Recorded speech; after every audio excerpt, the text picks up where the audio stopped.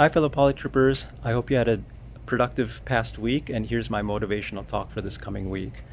This is going to be a two-part series on amazing experiences that you achieve that you can have once you do language learning. Experiences that most people might not, well, most definitely won't experience in this lifetime. Experiences I've had that I think that most language learners won't experience in this lifetime.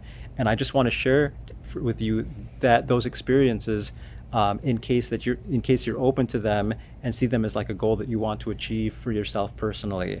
So this week I'm going to talk about losing your language virginity. I know that's kind of like a sexually charged term, but I can't think of a better way to describe it. And I also want to clarify that this is not a sexual thing.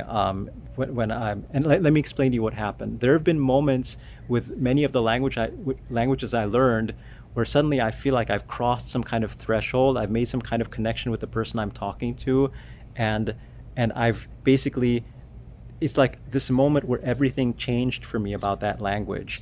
And the reason I kind of compare it to losing your virginity is because it's like this single moment. It can only happen once for a given language. And once you've crossed that, you can never go back. And that's why I kind of like compare it to that, even though for me it's not a sexual thing. It doesn't matter the age or the gender of the person that you're talking to. It's just this moment where I can't describe what happens, but something happens that changes for you with that language.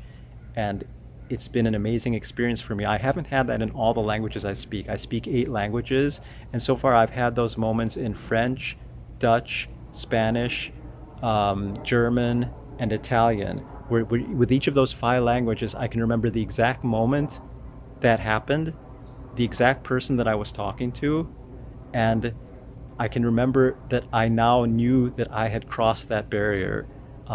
And to I can't describe what feels like if you haven't experienced it. And I'm interested. I've never heard any other polyglot talk about this.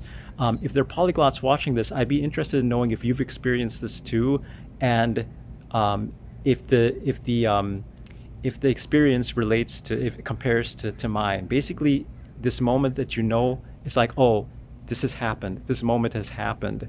It hasn't happened for me with Portuguese and Swedish yet.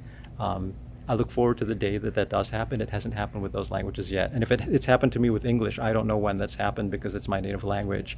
So anyway, I wanted to share that with you. This is a very personal share this week. I don't know if it's going to be weird for people to hear this, but I'm really interested in knowing if there's other people in the world that have also experienced this. And please reach out to me if you have. I'd be interested in knowing if I'm a freak of nature or if this is like a common thing among polyglots. So anyway, I'll leave you with that. Next week I'll talk about another amazing experience you can have with languages. And I hope you join us at our Facebook groups at facebook.com/polytripper. I hope you have a productive coming week, and I will see you next week. Bye.